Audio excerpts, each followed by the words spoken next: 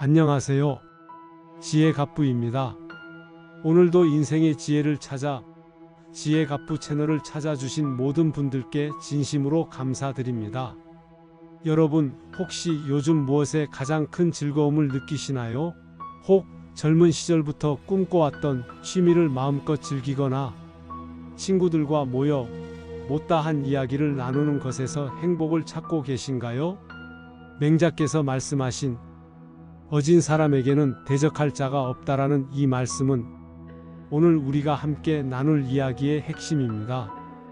오늘은 맹자님과 양나라 해왕 그리고 제나라 선왕의 대화 속에서 인생 후반전을 더욱 풍요롭고 의미 있게 만드는 진정한 행복을 얻는 방법과 어떤 어려움에도 흔들리지 않는 힘을 찾아보려 합니다. 맹자는 개인의 이익과 물질적인 부강만을 추구했던 왕들에게 진정한 통일의 힘은 백성의 마음을 얻는 데 있다고 가르쳤습니다. 우리의 삶도 마찬가지입니다. 우리 각자의 작은 왕국인 나의 인생에서 어떻게 하면 흔들림 없는 평화와 행복을 이룰 수 있을까요? 맹자의 지혜를 통해 삶의 진정한 주인이 되는 길을 함께 걸어가 보겠습니다. 맹자의 가르침은 어떤 것인지 알아봅시다. 첫째, 즐거움을 나누면 기쁨이 배가 됩니다. 맹자는 제나라 선왕과의 대화에서 이렇게 이야기합니다. 왕께서는 좋은 음악을 좋아하십니까? 만약 왕께서 백성들과 함께 즐기신다면 그 즐거움은 더욱 커질 것입니다. 선왕은 음악을 좋아했지만 그 즐거움을 혼자 누리고 있었습니다. 맹자는 왕이 홀로 즐기는 즐거움은 작은 즐거움에 불과하다고 말하며 백성들과 함께 즐거움을 나눌 때 비로소 큰 즐거움이 된다고 가르칩니다. 중년 이후의 삶에서 우리는 비로소 자신만의 취미와 즐거움을 찾을 여유가 생깁니다. 젊을 때는 바빠서 하지 못했던 그림, 운동, 악기 연주 등 다양한 즐거움이 우리를 기다리고 있습니다. 그런데 맹자의 가르침은 이 즐거움을 혼자 간직하지 말고 가족과 이웃, 그리고 지역사회와 함께 나누라고 조언합니다.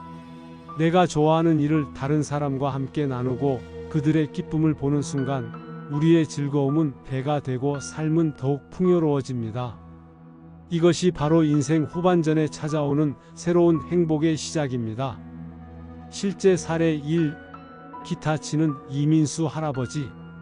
제가 아는 이민수 할아버지는 평생을 직장 생활에 매달리다 은퇴 후 젊은 시절의 로망이었던 기타를 배우기 시작했습니다. 처음에는 혼자 방에서 서툰 솜씨로 기타를 치며 즐기셨지만 문득 이 즐거움을 혼자만 누리는 것이 아쉽다라는 생각이 드셨다고 합니다. 그래서 동네 작은 도서관에서 재능 기부 봉사 활동을 시작했습니다. 할아버지는 방과 후 아이들에게 기타를 가르쳐 주셨는데 처음에는 낯설어 하던 아이들도 할아버지의 따뜻한 가르침에 점차 마음을 열었습니다. 서툴게나마 학교 종이 땡땡땡을 연주하는 아이들을 보며 할아버지는 당신이 좋아하는 음악을 혼자 즐길 때보다 훨씬 더 큰 기쁨을 느끼셨다고 합니다. 아이들의 연주 실력이 늘어갈 때마다 할아버지의 얼굴에는 웃음꽃이 피었고 동네에서는 기타 치는 멋쟁이 할아버지로 통하게 되셨습니다. 이민수 할아버지께는 기타 연주가 개인적인 취미를 넘어 아이들에게 꿈을 선물하고 지역사회의 기쁨을 나누는 통로가 된 것입니다.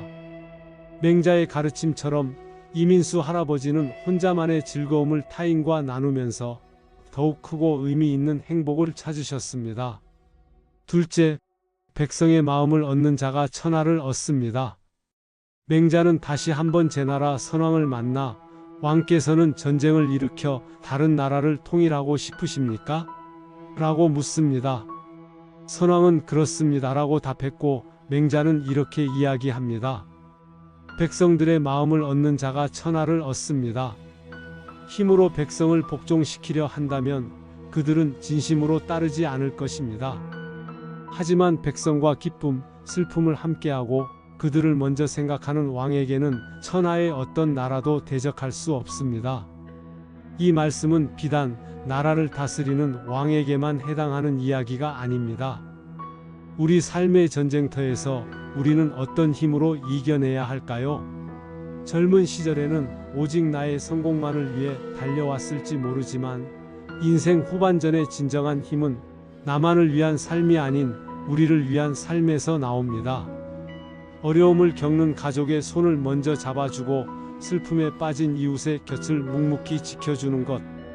이러한 어진 마음이 바로 우리 삶의 가장 강력한 무기가 됩니다. 실제 사례 2. 김순덕 여사님의 착한 배려. 제가 아는 김순덕 여사님은 평생을 한 동네에서 살아오셨습니다. 여사님은 동네를 마치 자신의 가족처럼 여기셨는데 특히 젊은 부부들이 육아와 생활고로 힘들어하는 모습을 보며 늘 안타까워하셨습니다. 그래서 여사님은 뜻이 맞는 몇몇 이웃들과 함께 착한 배려 모임을 만들었습니다.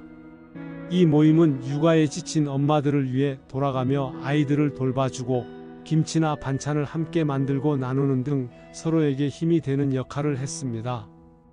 여사님은 직접 나서서 모임을 이끌며 따뜻한 정을 나누셨습니다.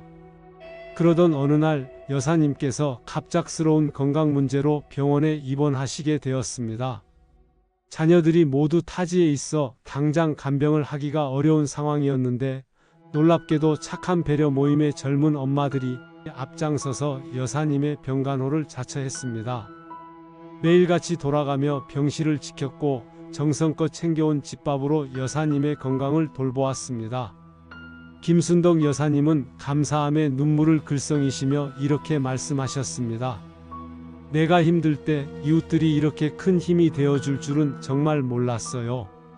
젊은 친구들이 내 손을 잡고 여사님 덕분에 오히려 저희가 힘낼 수 있었어요. 이제 저희가 여사님 손을 잡아드릴게요 라고 말하는데 그 어떤 약보다도 큰 위로가 되었습니다. 맹자의 가르침처럼 김순덕 여사님은 젊은 이웃들의 기쁨과 슬픔을 함께 나눔으로써 당신이 위기에 처했을 때 그 어떤 어려움도 이겨낼 수 있는 대적할 자 없는 든든한 힘을 얻으셨습니다. 셋째, 진정한 용기는 이익보다 의로움을 택하는 것입니다. 맹자는 다시 제나라 선왕에게 왕께서 큰 용기를 가지고 계시다고 들었습니다. 라고 묻습니다. 선왕은 그렇습니다. 라고 답하자 맹자는 진정한 용기에 대해 이야기합니다. 백성이 두려움에 떨고 있는데도 전쟁을 일으키는 것은 큰 용기가 아닙니다.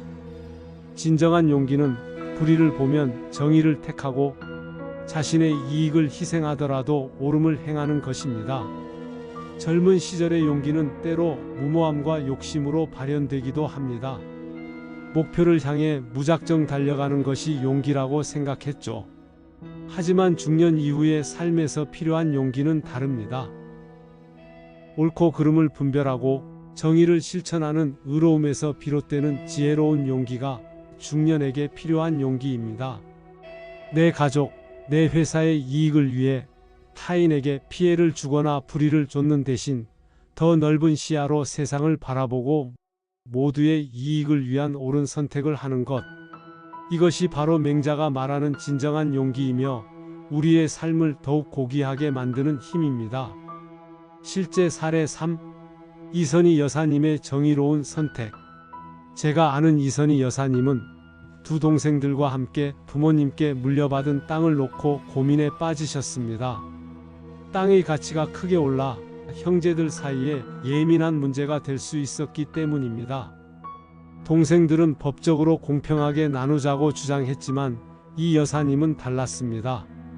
큰언니였던 여사님은 이 땅은 우리 형제가 힘든 시절을 함께 이겨낸 추억이 담긴 곳이다.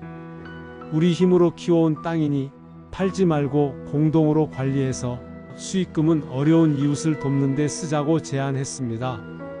동생들은 처음에는 반발했지만 언니의 진심 어린 설득에 마음을 열었습니다. 결과적으로 그 땅은 매각되지 않고 형제들은 함께 힘을 모아 관리하며 수익금을 좋은 일에 사용했습니다. 물질적인 이익은 줄었지만 형제들의 사이는 그 어느 때보다 단단해졌고 가족의 유산은 더욱 의미 있는 가치를 가지게 되었습니다. 이선희 여사님의 이야기는 눈앞의 이익보다 가족의 화합과 공동체의 선을 생각하는 의로움이 위기 상황을 극복하고 관계를 하나로 묶는 강력한 통일의 힘이 된다는 것을 보여줍니다. 4. 지혜를 얻고 평온함을 얻는 삶의 태도. 맹자는 이 모든 가르침의 뿌리가 되는 삶의 태도에 대해서도 강조합니다. 바로 측은지심과 수호지심입니다.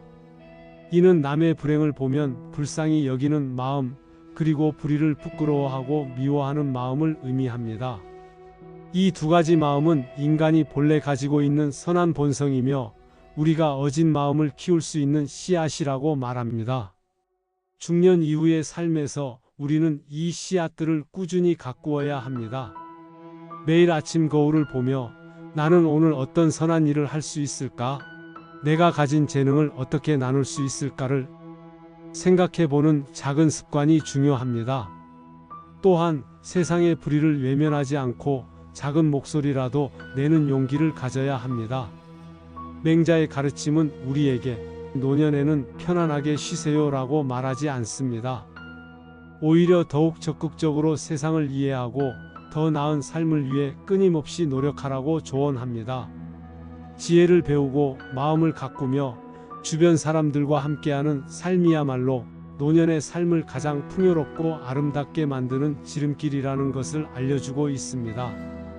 오늘 우리는 맹자의 지혜를 통해 인생 후반전의 진정한 행복과 힘은 어디에서 오는지를 함께 살펴보았습니다. 맹자님께서 왕들에게 전하셨던 가르침은 수천 년이 지난 지금도 우리에게 다음과 같은 큰 울림을 줍니다. 첫째, 혼자만의 즐거움에 머물지 않고 주변과 함께 나누는 어진 마음이 진정한 행복을 가져다 줍니다. 둘째, 내 편을 만들려 힘쓰지 않고 상대방의 마음을 얻는 어진 마음이 어떤 어려움도 이겨낼 강력한 힘을 만들어 줍니다. 셋째, 눈앞의 이익보다 옳고 그름을 먼저 생각하는 의로움이 우리 삶을 더욱 고귀하게 만듭니다. 오늘부터라도 여러분의 작은 즐거움을 주변 사람들과 함께 나누는 것부터 시작해 보시는 것은 어떨까요? 따뜻한 커피 한 잔을 타드리는 작은 배려, 즐겨보던 드라마의 재미를 함께 나누는 작은 이야기, 혹은 내가 가진 재능을 기꺼이 나누는 작은 봉사가 바로 어진 마음의 시작이 될 수 있습니다. 분명 여러분의 삶은 그 어떤 젊은 시절보다 더욱 빛나고 진정한 행복과 평온으로 가득 채워질 것입니다. 오늘 영상이 여러분의 삶에 작게나마 지혜와 용기를 드릴 수 있었기를 바랍니다. 다음 영상에서 더욱 유익하고 깊이 있는 내용으로 여러분을 찾아뵙겠습니다.